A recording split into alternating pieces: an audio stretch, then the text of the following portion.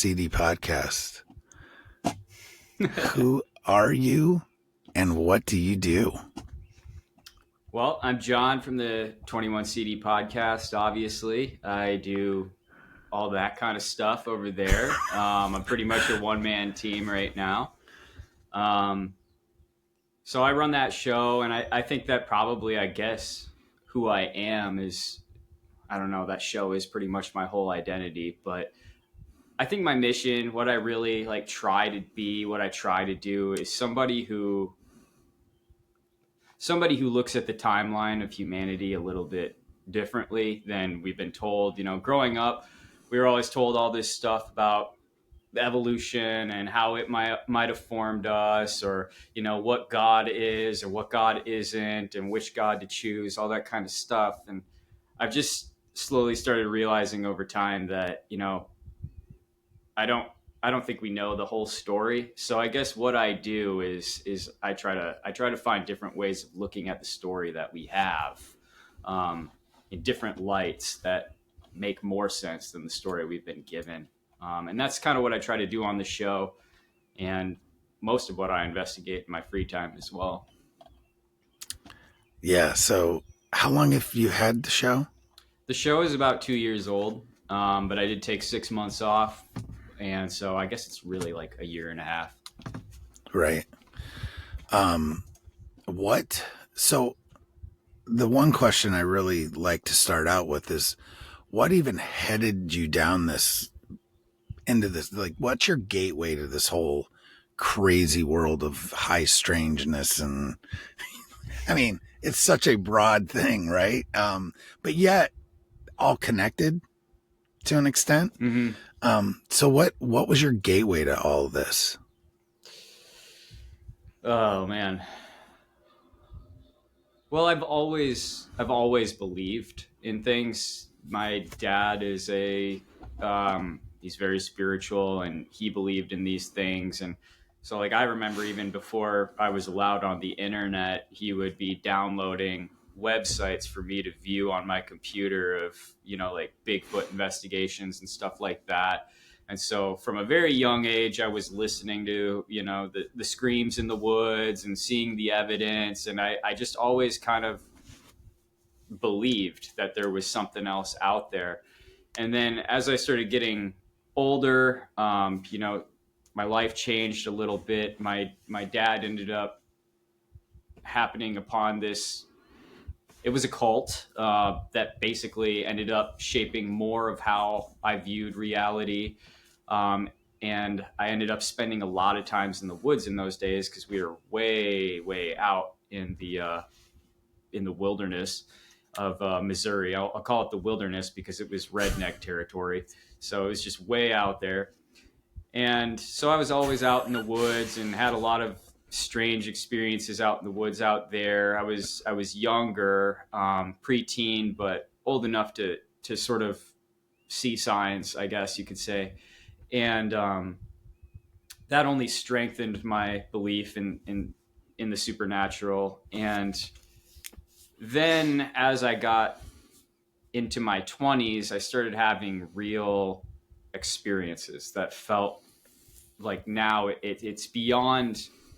I'm no longer waiting for my first experience. I'm no longer the guy who just believes but has yet to see evidence. I believe that I've actually seen evidence. And so after all of that, now I just can't forget it. So now I'm on to researching the different things, like, well, okay, if these beings exist, so if I'm going to be so bold as to say that I had a Wendigo experience in the woods in Wisconsin next to a burial mound, if I'm going to actually say that out loud, then I have to kind of you know what I mean? You have to Yeah. Why do you think you had that experience? Why was it this? Why was it that? Why was it here? And why do you think you had it, of all people?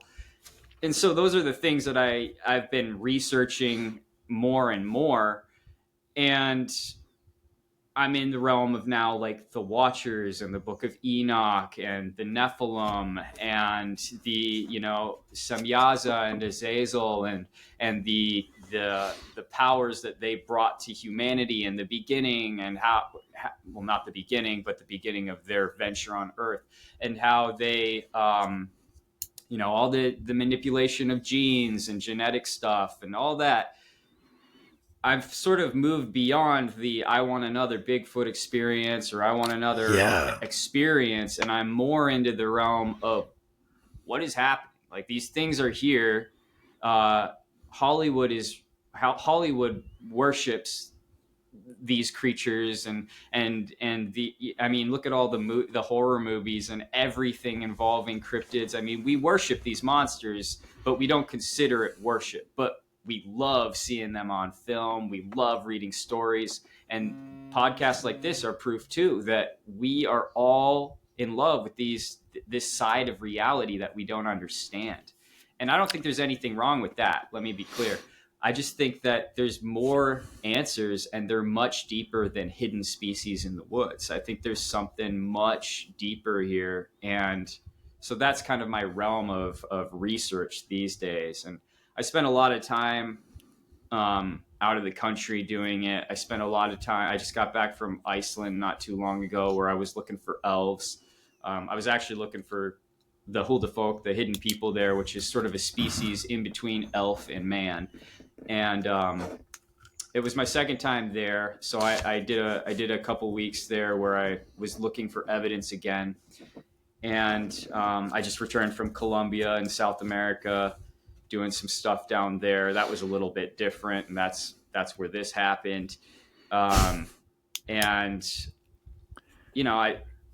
I go all over the country as well. Here in the next few weeks, me and my brother are gonna end up in the Northwoods up here in Wisconsin. I don't know if you ever made it that far north, but it's basically it's way the heck up there. Yeah. And we're gonna be talking to some of the indigenous tribes there, because there's still reservations out here. Obviously, you know that. Yeah, we have them here too, Yeah. which is crazy. I mean, a lot of your reservations, a lot of the tribes that were on your reservations were actually forced up into our area. That's where all our mounds came from. All our burial mounds in Wisconsin, most of them came from the dwellers in Illinois. So it's really, it's a lot of that kind of stuff too, where it's I like to look at those people for history more than I like to look at history books. So the closer I can get to indigenous tribes, which is a lot of what I'm doing in South America these days, the better, in my opinion. And it occurred to me because I was driving around about a month ago. I got lost because I put in my GPS on my car, and that's your first mistake. Never trust your car's onboard GPS. And I put on there, I wanted to get to Michigan, this place in Michigan. I was trying to go to Menominee, and I ended up in the middle of the Menominee Reservation instead. And the Menominee Reservation is in the middle of nowhere. It's just forest. And what my GPS did, instead of bringing me to the town of Menominee, it brought me to the reservation of Menominee, and it put me smack dab in the middle of it. No houses to be seen. I got bad feelings, but I figured this would be a great place to make a movie. So that's what we're going to end up doing here in the next few weeks. Trying to see if there's any cryptids out there, and talking to some of the natives about it. Yeah. That's kind of my MO, man. That's what I really pursue. And at the same time, I take the battle to the forces of evil, whoever they may be, whether you believe they're, my episode coming out on Wednesday is coincidentally all about this, but I'm going to attempt to redefine Satan, because I just think that Satan's a little bit like our origin story, where we've sort of just taken him for what it is, taken him for what we've been given the description of him is. And I just don't think Satan is what we've been led to believe based on my research in religion, the Catholic Church, how he was created, what his sort of description is, and how his description is actually nothing like that in the Bible, all that kind of stuff. So that's kind of my thing. I try to expose it all. I'm headed down the same road, especially with the biblical stuff. I've kind of veered off of because the cryptid stuff took me to the biblical stuff, and Yeah, it's a whole rabbit hole. It is. And I agree with the whole Satan thing. It's not even a name; it's a job title. So 100% right. It's a job title. The accuser, or he's the one who, in my opinion, Satan's task, and of course he's not a good guy, but Satan's task is to expose the shortcomings of man and laugh mhm. at them, to ridicule God. But in a way, he's almost like an attorney. He's almost like somebody who just comes out and It's a judges prosecutor. exactly. Look what you've done. And if you haven't done it Yeah. yet, he'll convince you to do it, and then you'll do it, and then he'll say, "Look what you've done." But the interesting thing is that Semyaza and Azazel, the 200 that came down, they are the ones that actually changed humanity. They are the ones who actually gave us weapons and makeup and mirrors and sigils and all that kind of stuff. Those are the angels that you really have to look at and consider to be the real forces of evil, the ones that are chained, that have been captured and that are also in. There's a reason they're in the pit. Exactly. The reason that, yes, exactly. They're held in this suspense period for the final judgment. But in my opinion, the root of all evil actually comes from Semyaza, not so much Satan. And Well, I would agree. I don't want to cut you off. no, Go yeah, ahead. yeah, you're fine. Yeah, no, it's the same kind of thing and I've been saying this to, on other shows and with friends of mine, is that we don't know the actual name of the enemy. We know characters of, multiple folks, but like Lucifer again is just a made up Latin word that it's not made up, but it's a Latin translation of, Lightbringer or Shining One. Right. And at the end of the day, Lucifer's not the name that we need to know. Right. And neither is Satan. Because Satan and whoever the enemy is, or like the leader of the enemy, is not. I feel like maybe we do know the name. We just don't know who that person is or that entity is, right? But I would say, because the Bible does talk about Satan's little season and Satan being released from the pit, well, then it makes sense. It's somebody that's in the pit, right? So why wouldn't it be like Semyaza? Well, and we know that Semyaza is in a pit somewhere. We know that Exactly. we know that yeah. he's beneath the ground somewhere, whether it's a mountain or a desert or wherever. We're not exactly sure, obviously. Right. Hillary Clinton would have found a way to find him if we knew. But like it's kind of like some resurrection chamber somewhere. Yeah. I mean, wasn't she looking for like Beelzebub during the Afghan war or something? Like what? And the resurrection chamber of Gilgamesh. Yeah, right? That's what it, yeah, you're right. Yeah, Gilgamesh. So like it's like it's just there's a reason we don't know. But interestingly enough, you mentioned the names, and Semyaza is one of the only angels, allegedly, according to these ancient texts, that knows the name of God. And that is why he is the ultimate sort of evil, is because he has been entrusted with the name of God. And the concept is that we can't handle the name of God. As humans, if we knew the name of God, we would literally explode into a billion pieces. And maybe the planet would. Like, who knows what would happen just by the utterance of his name. And Semyaza allegedly does. And so that gives me this concept, this idea that names are more powerful than we give them credit for. And the very utterance of certain names is witchcraft. Especially in rhythms, tones, whatever. It's very it gives a whole different perspective to what witchcraft is, what magic is, because we don't want to believe in magic. We don't want to believe in that kind of stuff. It can't possibly be true. That's the kind of stuff we put in Disney movies. My little, whatever. My little cousin watches that, and it goes around and plays Harry Potter in the woods. Like that's what we believe magic is, because we've been desensitized to it. But magic is actually real, and I've seen it. I've seen things I can't explain. done by medicine men and women, and done by indigenous people, and done by non-indigenous people, just done by people who dabble, because people dabble. And there's some very, when you see some of that stuff, your concept of reality can't stay the same.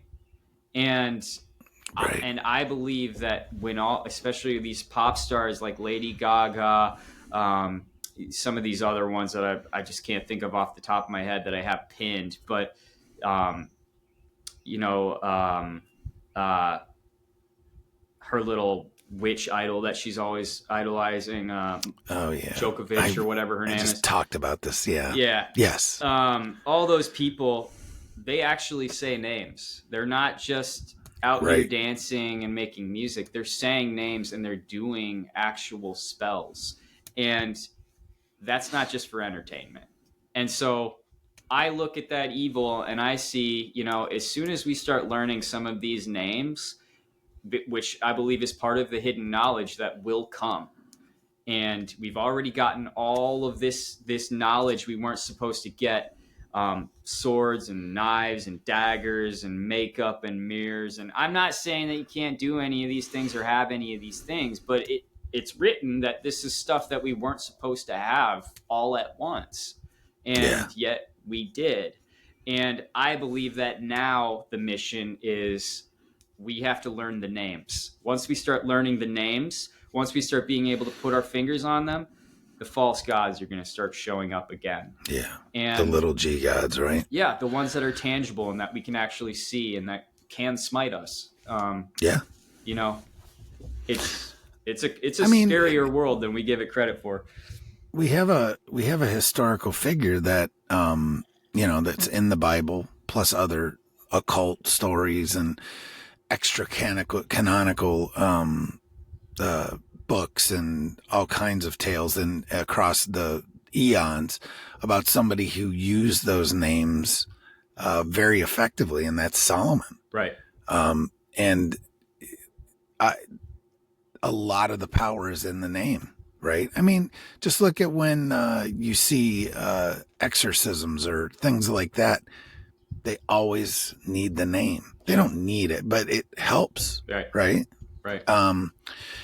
I also know there's some stuff in, I gets a little froggy with deliverance ministry, but either way, you've got all these occult type organizations that hold these like lists of names, and they hold them right here. Mm-hmm. And they're secret, right? Yeah.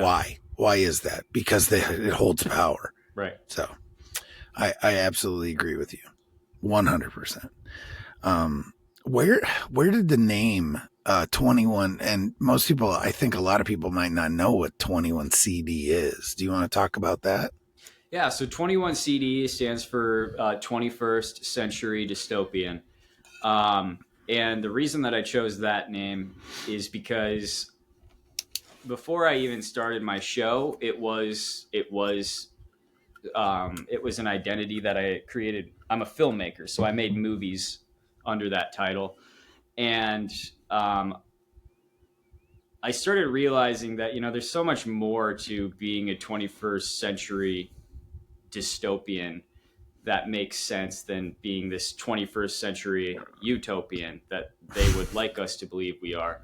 And I started, really digging into what a dystopia actually is. And I came to the conclusion that we're not living in this utopia that all of our politicians and leaders want us to believe we are, or at least we're only a couple years. It's always, we're a couple years away. We're a couple years away from this utopia. Right. And it got me thinking, we're in a constant state of censorship. We're in a constant state of being monitored. Monitorization is at an all-time high. Now, this is being monitored right now. Because of this Riverside thing that we're doing here, I'm probably going to get an ad for something. We're constantly being monitored, whether it's by corporations, politicians, the feds, or people like me. So there's somebody always watching.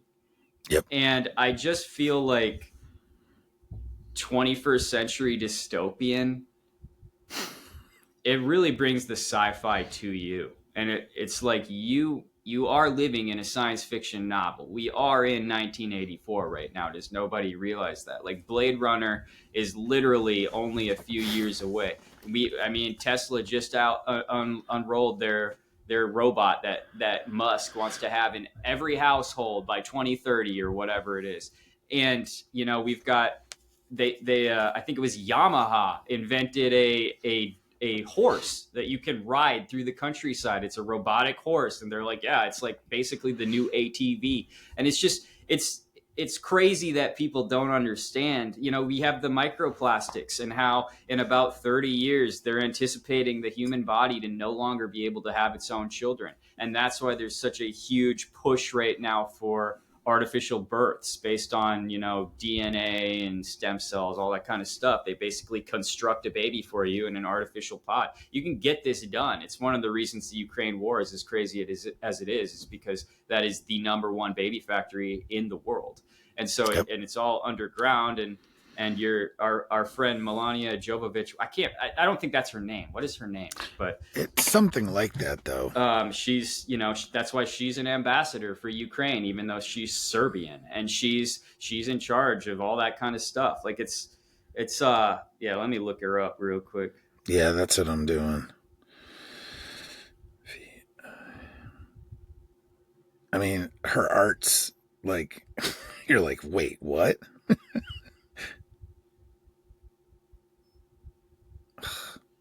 We're gonna See? find this quick.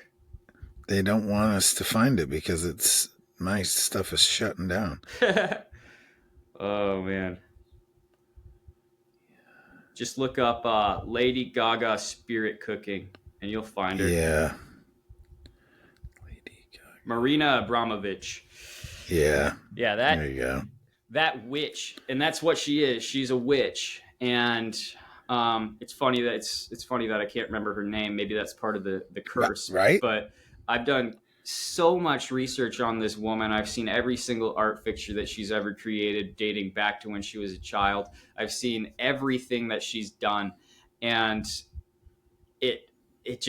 she's really the one that illuminated to me that the upper class is a leave Diddy aside and Epstein and all that kind of stuff. Man, you've got adrenochrome, you've got frazzled. I can't say that. You actually will get probably taken down from that. But you've got all that stuff, and we're living in a world that runs off of cannibalism, and cannibalism is the reason that the Nephilim had to be smited with the flood. In my opinion, they began to engage in such widespread consumption of humans themselves. The humans began to follow suit. These were demigods and gods. These were Hercules and Medusa. These were, these beings that were on the earth with humanity, waging war for them, beside them, helping them build structures, and teaching them the ways of their fathers, the fallen ones. And so, of course, they engaged in cannibalism. Of course, they engaged in all of that kind of stuff. And I think that somewhere along the line, it became pretty mainstream that the blood of the innocent will give you certain qualities under the right, the right situation. So what was the thing about McDonald's lately? Yeah, there was something about how their burgers are made of human flesh. Yeah. Right. Rumors McDonald's uses human meat in their food. Says these rumors have been debunked as false. But, I mean, I've also seen some stuff that the McDonald's logo has literally been found in grimoires and whatnot as something similar. Yeah, right. I just saw that too. So it's one of those things. Like once you start heading down these rabbit holes, man, you can't. And they'll intersect it underground too, and you're just like, man, and it starts to make your head explode. Dude, I lock myself in my office for days sometimes because I just can't get enough of it. And when you start going and in that way, you have to be really careful. My some people have told me that they're like, you have to be careful because doing too much research could also venture you into the realm of you're more being captured, you're being taken versus, Right. because somewhere in the Bible, and I'm not the best, I have a horrible memory, but somewhere in the Bible it talks about how you shouldn't be focusing on these things too much. You shouldn't be investigating these things too much because they're not the point. They're a distraction. Yeah. And so more or less what I try to do is focus on humanity's reaction to these things more than Yeah. these things. I went to college for sociology, so I'm very interested in the way that society is impacted by things. Well, see, that's half your problem. Yeah, it is You my whole just, problem. it's like, no, I'm the same way. I like my favorite courses that I took, were always sociology. It's fascinating. And sociology, psychology, and anthropology. Yeah. Like, oh my God. Yep. Like, I definitely went into the wrong thing. Yeah. But I'd probably be like straitjacketed if I had gone the other route. I mean, if you have to know when to cut yourself off at a certain point. You do. Because the pursuit of knowledge is basically what the Bible says, is sometimes you have to tread lightly, and you got to cut yourself off, plus protect yourself, right? Yeah. I've definitely become a firm believer in prayer and protecting myself from some of this stuff, because I've had some crazy experiences with entities. And, I've talked about them on other podcasts, and my audience knows it ad nauseum, so I'm not going to get into, that, but scary shit that really just makes you change your whole reality. And if you just ignore it, like, I think it just totally messes you up. So I understand what you're talking about for sure. Yeah, and once you do get a visual, it's game over for you. Like you're just gonna. I guess not really. There are those people who have their sightings and then they just keep it under wraps for their whole lives, and then someday you find out that Grandpa saw a Bigfoot in the woods and he never told anybody. And oftentimes those are the best stories. But it's Lately, I've been trying to limit myself a little bit, because especially once you start getting on the dark web, there's just some stuff there that, and I mean, you've seen everything. Shit you can't unsee. Yeah. You kind of get it. You've been all over. Yeah. There's so much stuff you can't unsee. And frankly, we're not meant to see it. Really. I don't know. I don't know the answers, right? Don't say you're sorry or anything, but on the dark web is where I first it's where I found out that my mom was murdered. And I know that's a big bombshell, but that is also part of the reason that I can't stop my research, is because the things that I uncover oftentimes relate so deeply to my personal life that it does feel like there is some kind of something speaking to me through the screen. And I don't know if it is or not, but I was digging around and I was looking at nothing related. And her situation came up, and sure enough, I was just then filled with, and this happened at the beginning of this year. This is relatively new, and I haven't talked about this on my show either, but this is like, I saw what I saw and it was horrible, and I had to then go on this whole wild goose chase, which ended up bringing the cops to my doorstep a lot of times, and oftentimes when I wasn't expecting them. And it's part of the reason that I ran away to Colombia, is because it was getting to the point where after I found that and I started doing my own digging, it turned out that a lot of people were very interested in that. And I don't know if it's because I'm the son or what. But Right. as you reach out to agencies and stuff like that, and you're like, hey, it's me, because what a lot of people don't realize is that my entire life I've had to use a moniker. I've had to use various different aliases and names because of the way that my dad chose to raise his family. And because of that, a lot of crimes were committed and happened around this group that we were involved with, and this whole situation blew up to the point where he is hunted to this day because of Right. things that are in his past. And as a byproduct, me being his firstborn son and the only biological son of my mother, it's just caused a lot of issues in my life.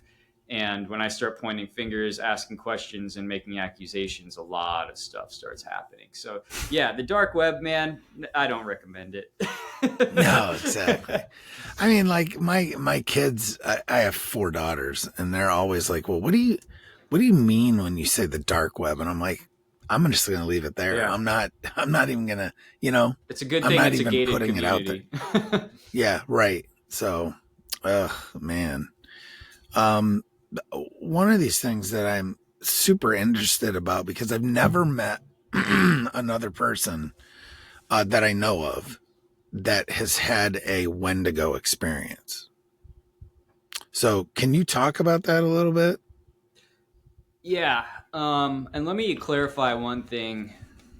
This The Wendigo is like an assumption, because Yeah, by all accounts, it appears that you can't really have a Wendigo encounter. You know, right, through right, all the research that I've done and everything, it appears that there's only ever been one person that maybe escaped a Wendigo encounter, and he ended up killing and cannibalizing his entire family. And that's where the Wendigo psychosis diagnosis, which is legit, by the way, yeah, yeah, right. that's where it And came I from. don't think a lot of people know that. No, Like that. so and that's crazy, right? Because that's one more way Yes, that you can kind of be like, well, okay, so is this a way that they're trying to hide something? right. So there's an actual condition that somebody can get, and it's a mental condition where you can go through a temporary psychosis that may become permanent, where it forces you, even if you're not hungry, even if you have an alternative food supply, to cannibalize people. And it puts you under such a psychosis that you will do it to your own family. That is bizarre, and it's rare, allegedly. But if you look at what's going on in Africa, there's a lot of strange cannibalism for witchcraft going on over there. It's a huge problem. There's actually a new drug that's coming out that is so deadly, and it's made from the bones of humans. And I just saw it on the news a couple days ago, so I haven't dug into it yet. But it's coming out of like Kenya. And you know, when you look at their body factories that they have there, where they will keep live people just so they can farm them for their parts and whatnot, it's just like, you know, it makes you look at the Wendigo a little bit different. So what I believe Yeah, the Wendigo is a demon, and I believe that it's a demon that is able to essentially somehow create itself into something tangible. And I used to believe that demons couldn't kill humans, but I do think they can kill humans now. And that's kind of like a scary change in my perception of demons. But because I used to believe that, you know, when we were told we wouldn't be given anything that we couldn't overcome, or we wouldn't be given any temptation that we couldn't handle, I used to think that meant, well, okay, demons can't touch me. All I have to do is have faith. But that's not true. I mean, we see people being killed by evil all the time, and that, in my opinion, is demonic activities, especially these Christians that are being beheaded in China and all these other places. And yeah, like, it's like that is the effect of demons. And whether or not it's in a monster form or a human form doesn't really matter to me. So, right. but when I said that I had a Wendigo experience, and I got on Tony Merkel's show and had the episode Wendigo Woods and all of that, it kind of started as like we didn't really know what it was, so we called it a Wendigo. And now, in my opinion, I think it was more of a skinwalker type Yeah. scenario. Um, because I've gone back and I've looked at the area. But what ended up happening was I was filming a movie, me and two of my brothers and one of our friends, and we were out in the forest on my parents' land where it's on the Fox River. It's sort of a sloping, forested riverbank because the Fox River actually used to be freaking massive. And so the banks are still there from hundreds of years ago when they cut through the earth without any prevention from all these locks and dams that are on the Fox River now. And so we're sort of on this forested ancient riverbank, and we're filming this sci-fi movie. We've built this, we called it the Tabernacle, and it's this giant fortress of sticks and logs, and we built it out there. We had a fire in there, and you could fit 4 full-grown men in it. And it was sort of the set for this film. And we had been filming for about a week, 5 days or so. And on our last night of filming, I lived in Milwaukee at the time, which is about 2 hours from where this took place. Me and one of my other brothers, we were going to go to Milwaukee, back home, and the film was going to be wrapped up. And so we were all sitting around the fire at night, and we've all grown up in the woods our entire lives. We don't just bring flashlights. I know that sounds crazy, but we're the type that aren't running around in the woods with guns and flashlights all the time. Everybody thinks that's crazy, but I know there's nothing out there that can kill me, so I don't need to carry a gun. And it's also, I know these woods like the back of my hand, so I don't feel like I need a flashlight. Right. And, if I do, it's certainly nothing that my cell phone can't handle for me. So, like maybe I drop something and I can just use my phone. So I don't need a whole flashlight. On this night, it turned out we did need a flashlight, of course, because as we were just kind of chilling around the fire, we started hearing this like walking off and away, closer to the river, further down the bank. And it's walking through the leaves because it's still on the forested part of this area. And it sounds like it's walking on 2 feet. It doesn't sound like this is some deer traipsing through the underbrush, but it's big enough that we can hear it. And we grew up in the country, so we're not city kids who came out here and we're just like, oh, I wonder what it could possibly be. Like, no, we know that there's only so many different types of animals here. There's no bear in this part. If there are, it's very few and far in between. The wolves are further north. It would be very shocking to have a wolf down here. The big cats are further north. And so the biggest thing that this could possibly be is a deer. And the second biggest is like a coyote. The third biggest would be just the fattest raccoon. So we're like going through all of this in our minds, and it becomes obvious that this thing is walking on 2 feet. So me and my brother, we go outside away from the fire. So the fire is now behind us, which would mean that we are illuminated by it because this thing is on the other side of us. And we're looking around, and I might miss a couple details here, but we're looking around and we see like eye shine down where we're hearing this sound come from. And they're massive eyes. Like I'm talking about like this big eyes, like bigger than human eyes, wide, and they're not blinking at all. They're forward facing, which is indicative of predators. They are white. They're not illuminated, but they are reflective.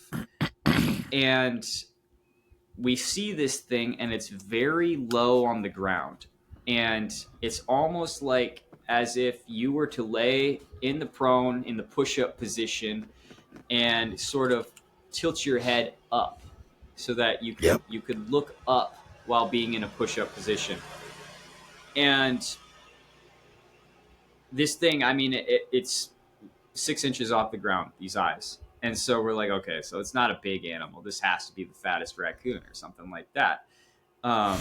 We'll go ahead and we'll run with that. And so we just start throwing sticks and we just start yelling. I've got a shovel because we were digging out the tabernacle a little bit for the fire.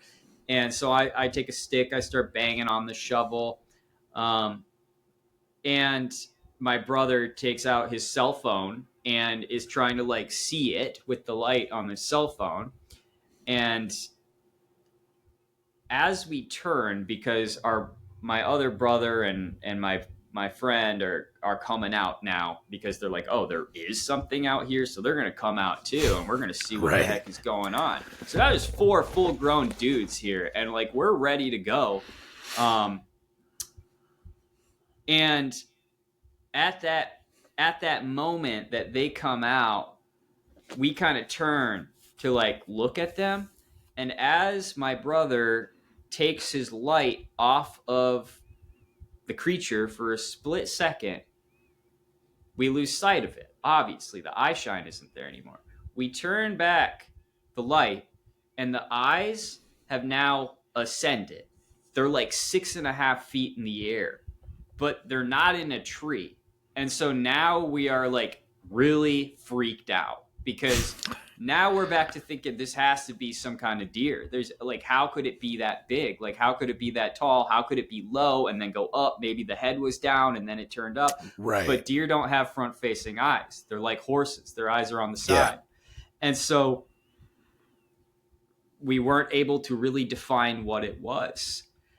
I, for some reason, am convinced that this is some sort of herbivore. So I start walking through the dark like an idiot. I just go down the hill just a little ways. I maybe like 3 yards closer so that I can really take this stick that I've got in my hands and hit this thing with it. I'm a pretty good throw. So like I go down there, I hurl this thing. My other brother, I don't hear it because my other brother says, dude, it is staring right at you. Get back up here. I turn, I run up the hill. And as he does that, it hisses. It makes a hissing sound. And I don't know what that could possibly be. But as it makes the hissing sound, it disappears. So that was our experience. We flee up to the house. And that's where the story really gets weird because you can say, you know, like, well, it could have been anything. And that's true. I'm not trying to convince anybody that it was a Wendigo or a skinwalker. I don't know what it was. But when we got back to the house, it turned spiritual because we go up there and my parents have this house where it has like a finished basement and there isn't a backyard. You just go out the back door and you're in the woods.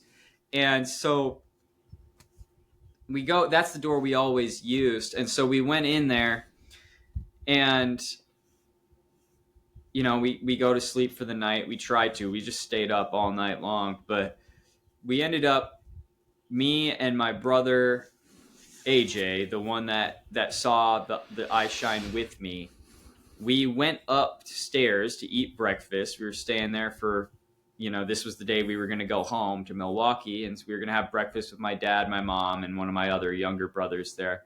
I've got a lot of siblings. And it's the whole cult thing. But, but as we're sitting down for breakfast, my dad said, and my dad he believes in the Nephilim. I would call my dad a bit of a prophet. If I was to call him anything, he's a philosopher of the biblical realm. He believes that he's got the calendar down and he thinks, you know, he knows the rough idea of Christ, all that kind of stuff. He's like a big guy in that. He's on these online forums under names that he won't even tell me. And he says, you know, what happened last night? And I was like, what do you mean? Because I hadn't told him anything. And so I was like, what do you mean? And he's just like, well, I heard a lot of commotion last night in the middle of the night. So I wanted, you know, like, what the hell happened? And so we tell him the whole story that I just told you. And he says to me, About a week ago, I went downstairs and in the middle of the night, because I thought I heard something, and that back door was wide open on its hinges. And that's very strange because my only brother that lives with my parents is a young boy, and he's deeply afraid of the dark, and he's also deeply afraid of the forest. He wasn't raised in the same way that I was. I mean, we're 20 years apart in age, so it's not the same upbringing, and he would never use that door. Yeah. Is the long story short. It's always dead bolted twice. There's multiple locks on the door. And so my dad told me, he's like, I never want you guys using that door again because there's something strange about that. And he actually permanently then locked that door. And Benjamin, my other brother, the younger one, he says, I was laying in my bed and I saw something through my window.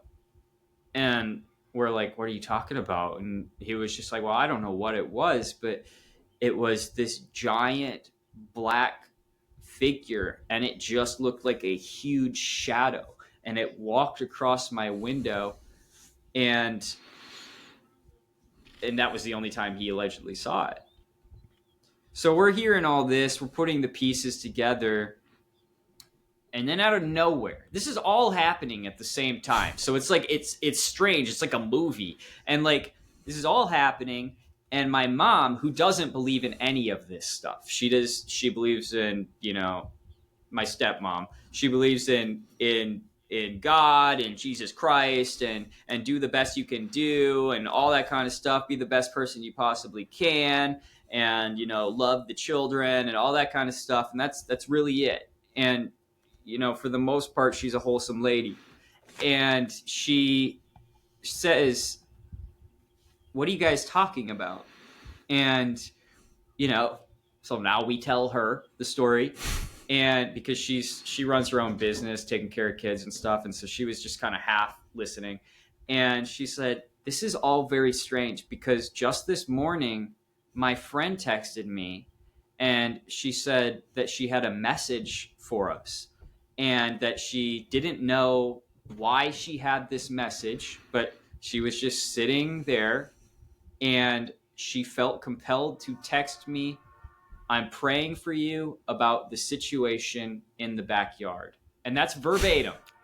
Wow. Verbatim, she said.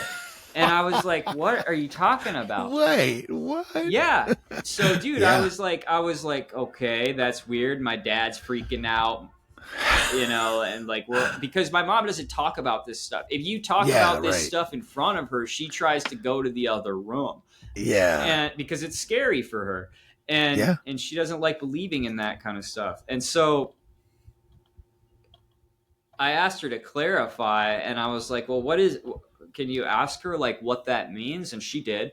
And then she said, she doesn't know. She just said that she felt compelled to tell me that she's praying for us regarding the backyard. Wow. And that's all she knew. So now we're really curious. Now it's more of, because up until this point, we were ready to just say that this is just something in the woods that we can't explain. We didn't immediately go to cryptids. And so, but now we're starting to feel like this is a little bit deeper. I go down with my other brother, and there are stick fixtures in the woods, like they say that Sasquatch makes. Right. And there are these X's like this in between these trees, and they're exactly where we saw the eyes. But the thing is, I had been running in and out of that whole area for 5 days filming a movie. And so I would have seen that, and I would have caught it on camera if it was actually there, because I had filmed scenes in that whole location. Right. And that wasn't there. And so now it was there, and I've got pictures of all of this. And I don't know, I couldn't explain it. And so since then, and it it skyrocketed on the charts on Tony Merkel's show and all that kind of stuff. So like the name Wendigo just got concrete really fast, but I Yeah. don't know what it was, dude. Yeah, no, I got you. I understand. I so I do a lot of investigations and we do I say investigation, but a lot of research in the Allegheny National Forest. And we actually have a picture that someone gave us. It's a guy, like, so we had a campsite next to us, which there's dispersed camping in the Allegheny National Forest, right? And so when I say the campsite next to us, it's literally a half a mile away. Sure. And we're like 5 miles in on some fire road, right? Mm-hmm. Well, he shows us because he's kind of freaked out. Somebody in our party had talked to him previously because we had a lot of people in this one campsite, and he went and talked to them to see if possibly when they were leaving, because then we would put overflow into that campsite, right? Well, he goes, well, I don't know, they ended up talking about what we were doing there, and he goes, oh my gosh, let me show you something. So he pulls a trail cam out and opens it up, and you know how you can like look at the trail cam? There's a literal picture of a rake. Ugh. What I would call a rake. Just the white, lanky, long, I mean, the arms are past the knees, man. Standing right next to their tent. And now I have a copy of this picture. So if you want to look at it, you can look at it. Yeah. And it's not a good one. I have access to another copy of it, but oh my gosh. It's real. Out in the middle of the woods. What are Is the that eyes you or like? me? That beeping. That's me. Sorry. Oh, okay. No, because my trash is getting picked up, so I can hear the. So is mine. That's funny. But they have big eyes, bigger, because I think they're nocturnal. Whatever. Dude, I think they live in the caves.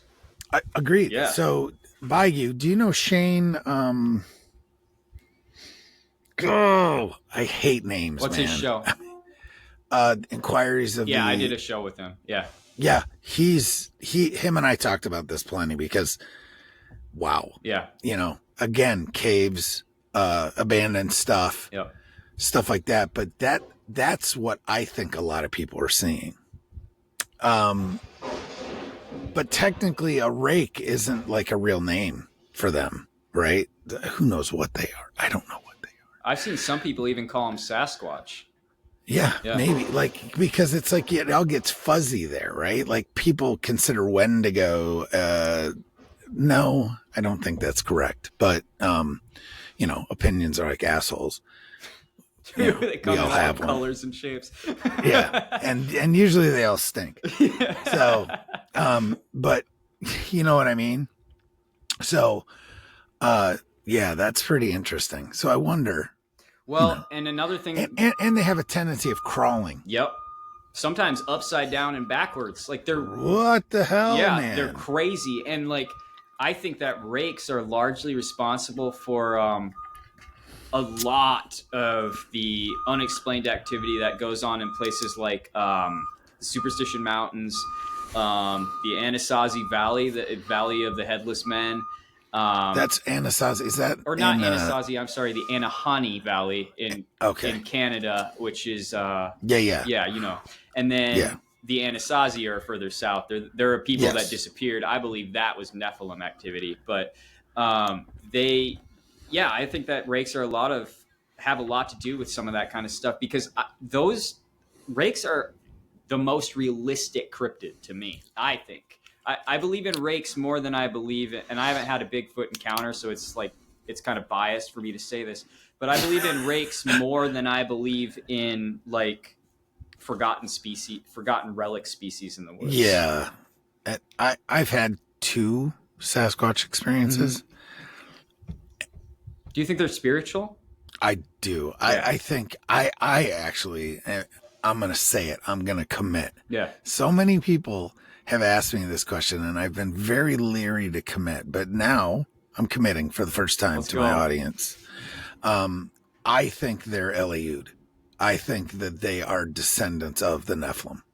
That's that's what I think. I think the closest person, like if you take one of the big names in this genre, the person that I think is closest to what they actually are is L.A. Marzulli. I think they're the Therion, is what my opinion. Yeah. Now that doesn't mean that they're all evil or bad. I feel like maybe there are populations of them because I've heard so many reports and stories of people that have had like telepathic conversation. People that I've met and know, and like I wouldn't say no, but that I've met and was able to make judgments, character judgments in person. And we can talk about that later, why. But and they've told me that you know they've had conversations with these things, and that they're not evil, but some of them are. A lot of them are. I don't know, but that's what I think. I think that there's also some sort of we're all kind of in a holding pattern, waiting for something. Well, Does that make sense? yeah. I mean, I'm going to be talking about this on Wednesday, but my idea is that we're in the seventh day still. God's resting, man, and we never made it to the eighth day, and the eighth day is going to be redemption and rebuild, and the kingdom, and what we're in now is a transitional period. We're literally in purgatory right now. Not that according to the Catholic Yeah, ideals, yeah, but you no, right. understand what I'm saying. We're in limbo, Yes. and we are allowed to be just like Job was, sort of caught in his own world where he has to undergo all of these trials and tribulations, and they're in the same position. And so I agree with you. In short, I do think that they are spiritual entities, and I do think they have supernatural qualities. I think they can teleport. I think they can communicate via telekinesis, and I think they're dangerous a lot of the time. I think when people think about feral people in the woods, I have two real ideas. One is that there are actual tribes of individuals out there, hybrids and not. But also, I think a lot of that and missing 411 activity is attributed to these Sasquatch entities that are beyond physical capability physical capabilities alone. They have a spiritual quality to them that Yeah. makes them impossible to find, makes them impossible to photograph. Everybody likes to say, well, oh, if you saw it, why didn't you get a photograph if you had your Oh phone? yeah. Or, It's oh, easy you to got say all that. these high-tech phones these days, but you can't get a picture of it. It's not like that because light doesn't Right. hit them the same way. And so that I'm of that opinion as well. I've yet to see something, but they do tell me that my encounter with the skinwalker or whatever we want to call it is more akin to Sasquatch encounter than anything. That I get a lot Yeah. of people who No, say I, that. I don't disagree either, because I've also seen and heard reports of them crawling like that, like just off the ground. That's so Right. creepy. There's actually a really good story. She actually calls it, so it's Amanda the Sasquatch lady is what we'll call her, right? Okay. And that's what she calls herself. But she works at the Expedition Bigfoot Museum in North Georgia, and she has an encounter that she talks about, and she calls it the bearskin rug creature. Because it's the only way that she could describe it, is that literally was moving like a rug across I hate the that. forest floor, right? I hate that. And yeah, but it's a really good encounter. It's like, what? So It's kind of like they say, like, if you think something's out there but you're not seeing it, look up. That puts a whole new perspective on it. Look down too. Yeah, look down too, for sure. So, I mean, whenever I go sit, because, you know, I go out in the woods quite a bit. And I've gone out once alone, and I'll never do it again. Twice actually. Once, yeah. Anyway, doesn't matter. But I've had many a camera, 3 cameras specifically, and 3 cameras and 2 cell phones completely sucked dry of when I should have actually gotten a picture. I've also had recording issues where things were recorded before a certain moment and things were recorded after a certain moment, but there's nothing but static in between. So there's manipulation there. And I actually sleep when I sleep out in the woods. I have a rooftop tent on my SUV now. But when I used to sleep like in a tent and I didn't use any deterrents, there's times when we had something was messing with our tent, period. If ands or buts, no ifs, ands or buts, right? What that was exactly, I don't know. But then I started using trail cams and driveway lasers as a deterrent. Guess what? All activity ceased at night. Huh. At least where those things covered. Just saying. They're intelligent, whatever it is. I don't know exactly, but I think that's my theory. So that's where I'm going. I mean, they're probably related to all these drones that we were seeing flying around Jersey, and all of a sudden is nothing. They're just commercial drones. Like it's just so many things that as soon as you start getting eyes on them, they'll just explain away somehow. So I don't. Yeah, it's all, it's all confusing, and but that's by design, I think. Mm-hmm. So, yeah, for sure. So talk to me a little bit about, you brought up Iceland earlier, and you don't need to go into detail on stuff, but if you want, you go into as much detail as you want. But what is it? Something like 75% or 70% of Icelandic Icelanders, believe in elves. Something like that. It's a lot of people. Yeah, it exceeds half for sure. And when you go there, I've been there twice, and when you go there, it's even more obvious. And it's the belief is like so strange, because it's almost like, I'm trying to think have you ever seen that movie The Village? Yeah. It's like that, where like you go there and like people believe in a monster in the woods even if they haven't seen it. But they're not like scared of it, because they just know, like, if they just follow the rules, then nothing bad will happen. It's exactly like that. It's a cultural like acceptance that elves and hidden people exist in Iceland. And they also believe in trolls, although it's my personal opinion, and I said this in my documentary, that the trolls were Nephilim who were actually annihilated in Iceland. I believe there was an apocalypse-style battle that went on in Iceland, and that's why the island is the way it is. People hate it when I say that, but when you go there and you go to places like Dimmu and you see what they call stargates and portals, and you realize that these cracks in the earth go down nobody knows how deep, and they say that there's cathedral-sized caves underneath them and all that kind of stuff. There's actually caves that you can go there that were dug before Jesus Christ entered the idea, and it's just like, who dug this? Like, how? And they're like massive stone tunnels. So like, I believe that whole area was once overrun with entities that weren't supposed to be there. I think it was like sort of like a place you don't want to go.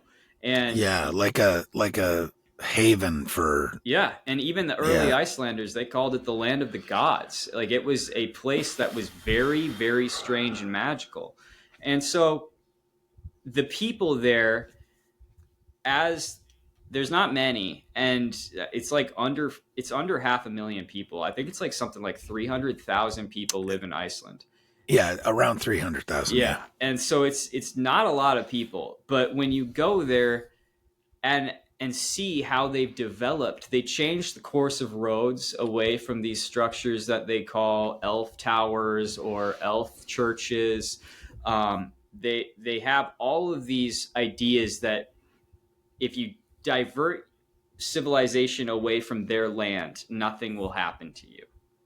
And the farmers are especially like that out there because sheep farming is the main type of farming out. Nothing grows there, so like it's right. you've got grass, and you don't even have trees because the Vikings cut them all down, and so you've got just grass. So there's a lot of sheep farmers out there, and I don't know if you've seen that film by A24. It's just called Lamb, but it's a great Icelandic film to watch regarding some of the cryptid activity that they believe is happening in Iceland. It's filmed in Iceland. It's a great film.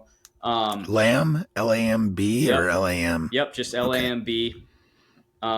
Pretty dark, sinister movie, but very good.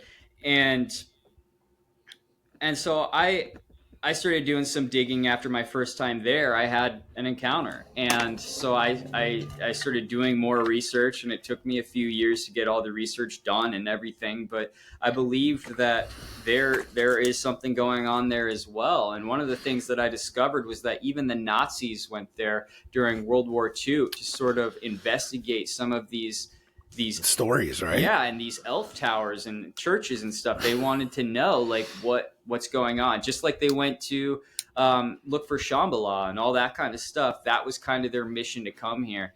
A lot of people don't know that the Nazis were in Iceland, and that's one of the reasons that the U.S. actually basically in World War II pretty much just told Iceland, look, you're a giant air base for us now, and there's nothing you can do about it. We got to stop the Nazis.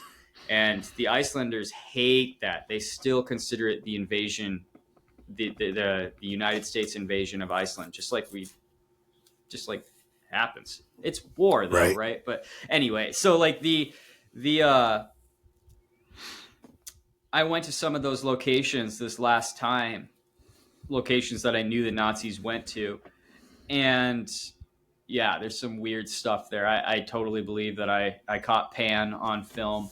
And I actually, I have it on my YouTube channel. If you go and you watch the Hold the Folk, you'll see what I saw. And it's staggering. So now, did I capture elves jumping from rock to rock? No, but what are the odds of me actually capturing that? And if I did, everybody would just say I faked it anyway. But you can see the faces that I show you on film, and you can make your own decision. But I don't know, man. As my travels went on there in Iceland the second time, it just became more apparent to me that this was probably a giant battlefield or a place, one of those places where God gave special attention to. I believe there's apocalypses we know nothing about, and I think that some of them are restricted to very specific locations. Maybe an angel fell there or something. Like they literally have this belief in this location in Dimmu Borgir that that's where Satan came to the earth and opened up the gates of hell. Well, maybe it's like we talk about Mount Hermon, right? Right. Do we really know? No, we don't actually know. Just like we don't actually know where like Mount Sinai is. Right? Maybe instead of Mount Hermon, maybe it was Iceland. It very possibly, yeah. Something like that, right? Right. But we also don't, like the Book of Enoch was taken out of canon, right? But we don't know how many stories like that occurred since. Just because it was recorded one time doesn't mean it's not still happening and happening throughout time. I wonder sometimes, like, if there are angels in heaven or wherever they are still rebelling, like getting to the point where, okay, God's been sleeping forever and I'm growing antsy. I mean, if it happened to 200, why would it not continue to happen? We know that there's hosts, right? We also know that we talk about a second incursion for sure. Mm-hmm. Yeah. I think it could be something. Not for sure, but people do talk about that. I just think it's something that's a lot like the way we function on Earth. I think there's a whole community of spiritual entities that we know nothing about. And I think we do have like allegedly the names of several different types of angels that have been confirmed in ancient texts and cross multiple religions, of course. But, and that is compelling to me. But I would argue that these things behave a lot like we do. And they want to experience the same things that humanity is able to experience. And I think that part of that is the tangibility. I don't think that these angels have, they, it's almost like they are stuck in a spiritual form to a certain point because they wanted our Mm-hmm. women, right? So they wanted something we had that they didn't have. I don't think it was just they wanted to corrupt for the sake of Right. corrupting. I think that they gave in to temptation. They were not perfect. They were not. Correct. And so because of that, they're constantly searching for something on earth. And I believe that continues to happen to this day. I don't think we're limited to the I don't see why it wouldn't, yeah, or how it couldn't possibly be and that way, right? right, and just like Or Sodom and like, Gomorrah, are they all? They're not all. I mean, some that came later, they're not necessarily, taken up and put in the pit. right? I mean, Timothy Alberino, not that I believe in everything that he says, but when he calls angels, and I'll say angels for the lack of a Right. better term, when he calls them the elder race, I think he's on to something, Mm-hmm. right? And that they were created before us, obviously. They're like our big brothers in God's family, Yeah. right? Yep. So, yeah, for sure. Absolutely. Except they're below us. Correct. In some ways. In some ways, yes. In some, I think the ways that matter, they're below us. Yeah. But in essence, in a lot of ways, they're not. As I guess as humans would perceive it, right? Maybe. Yeah, it's an interesting idea because everybody pictures Adam as just this man, but like I wonder what Adam was really like because you have the Right. you have the perfect. Have you seen that movie Prometheus? Yes. It's like you have obviously Prometheus is a false god, or a deity of some type, but Yes. but he's sort of the perfect figure of man. Like he's the ultimate being, and I feel like Adam was something like that, where it was just Right. like you're immortal. First of all, you speak to God on a daily basis, to God Himself, and literally, you literally walk through the garden. You walk through the garden and discuss stuff like that's right, diabolical. That's crazy, and then you factor in how, even that wasn't enough. Adam got lonely, and that's strange to me because it's kind of like you have immortality. You don't have this knowledge of woman. You don't know woman. You know nothing of woman because you were just created. The only reality you have. There is no what if God doesn't exist. There is no woman. There is no nothing except what you have, what Adam had in that moment. right. And he was this perfect being. And so I really sometimes wonder like how angelic Adam actually was, and if like what would happen if, for instance, Adam wrestled Gabriel. Would Adam just whoop his ass? Like would he just like Right. totally Right. like, and so if you look at it from that perspective, I think that's what we will be redeemed to. And so it'll be interesting to see where on the hierarchy we are in those days. But that's just a long-winded response. Yeah, no, I got you. So we're gonna start wrapping up. So I got two things. First, the one, it's a question that I've actually got. To how much of our current reality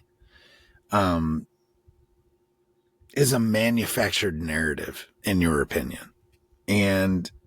Or is it just like chaotic human nature playing out?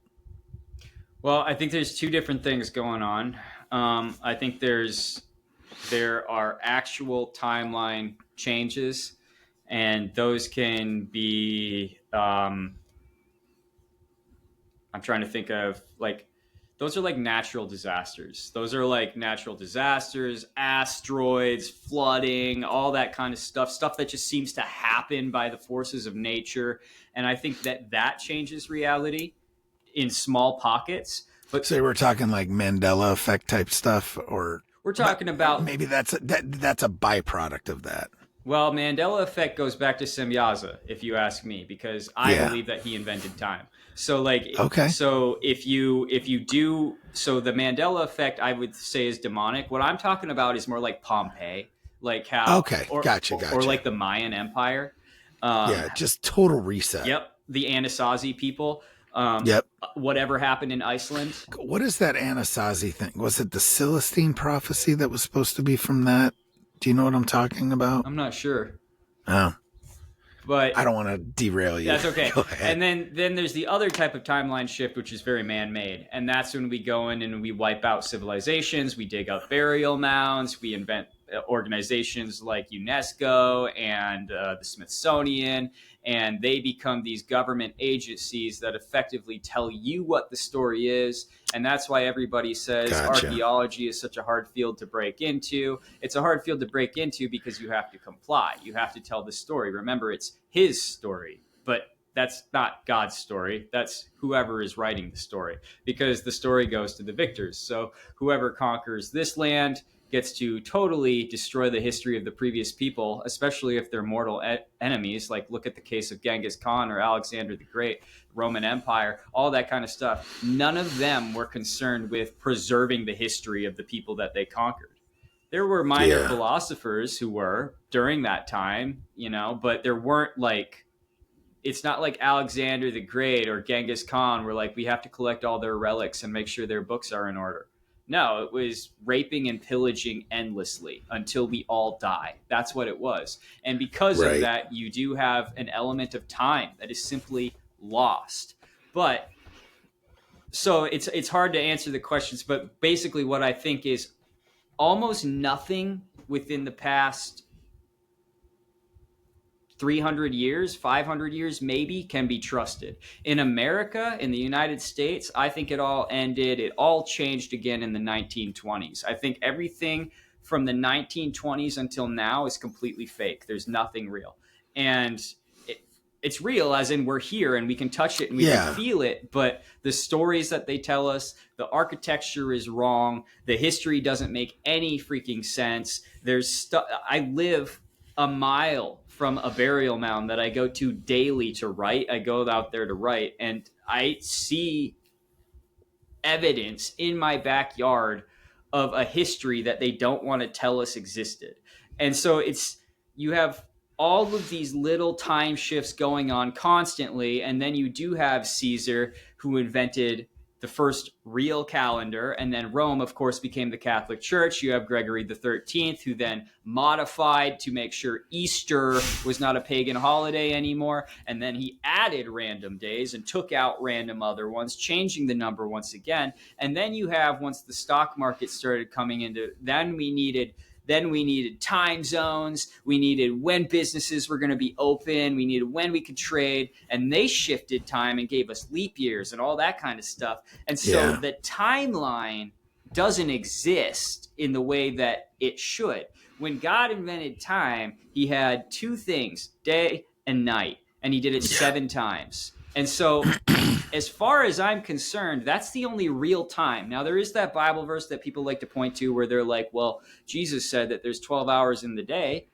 Well, he said that, but there's not. Like, let's be honest, there's not 12 hours in the day where I live. No, not in every day. Yeah. So what was he actually saying? Because either Jesus was lying or he was saying something that he wasn't. He was saying something else with those words. And so I believe that he was speaking to sort of like our human idea of the 24-hour day, but that just so that we understood. But that 24-hour day, in my opinion, was invented by Semyaza. And so like this whole thing about the timeline and about my reality, whether it's real or fake, I honestly think that within the past 100 years or so, almost none of the timeline is real. And we are effectively we're living on an invented timeline. Oh, I would agree. Yeah. I mean, the one thing that is pretty consistent, believe it or not, or at least in our, as we see it right now, is the lunar cycles. And we've totally discounted all that. Yeah. It's like it doesn't make fringe. any sense. Right. Yeah. But that lines up with so many other things biologically and with the way that we work. Like, how can you ignore that? Right. But we do. We do. But anyway. Because we try to control nature, right? We try to force it to fit our schedule. In our construct, right? But the garden came before, so. Yes, absolutely. So, planting seeds, right? That's what this podcast is about. The name Broadcasting Seeds. Yeah. What is a seed that you would like to plant just to get folks? I mean, we've talked about some pretty stuff that people's heads swim, but what's something that you would like to put forward, a seed that you would like to plant, to kind of close us out? Well, my motto for my show is don't drink the water, question everything. And so the seed that I try to plant in people's minds is perhaps it's a tree that grows, and the tree says, I shouldn't be here. The tree is representative of something that shouldn't be here. And that thing that shouldn't be here, we need to question. Why is it here? Why do we have these thoughts? Why is God thought about? Why are these rules in place? And do they actually make sense? So the biggest one, obviously, that I'm tackling right now is Satan who we are led to believe he is? And that's a seed that I'm planting in somebody's head. Hopefully, like, question even the things that you know without a shadow of a doubt, because you might be wrong. Because what ends up happening is once we believe something, this is what the human does. It's just natural. But like what we end up doing is we find a solution that satisfies us, and we're like, okay, I know the answer. Yeah. And then we're just like, okay, I tackled that. Now I don't have to worry about that. But where did that answer come from? Who told you that answer? Did you come to it yourself, or did your pastor tell you? Did your boss tell you? Did your brother tell you? Who told you that? And so my seed that I try to get everybody to plant themselves is in their own minds. Please just question reality, because the more you question it, the more you realize it doesn't actually make sense. And ultimately, regardless of that, have faith, though, because it's okay if it doesn't make sense, because in the end, we don't need it to make sense. It's not supposed to make sense for us. And so this whole hunt for the answers is inevitably a hobby, because at the end of the day, the real matter is faith. And if you have the faith, you're okay, man. But don't take everybody's answers just because they give them to you. That's my shtick. Gotcha. Perfect. And where can everyone find you? You can find me at 21cdstudios.com. That's where all my links are. My main platform is YouTube. Although since Spotify is now doing video, I'm also heavy on Spotify.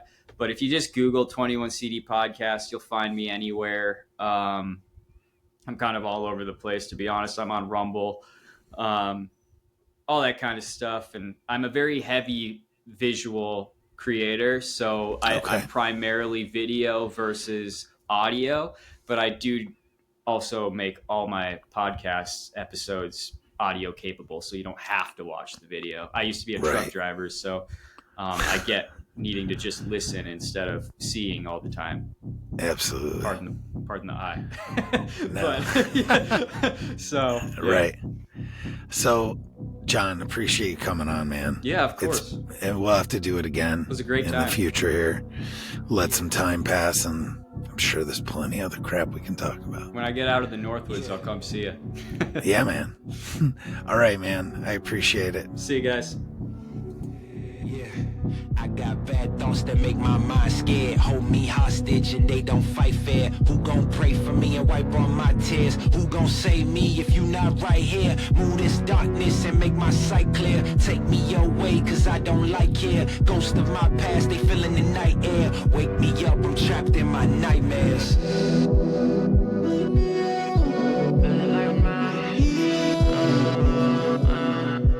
Wake me up, I'm trapped in my nightmares.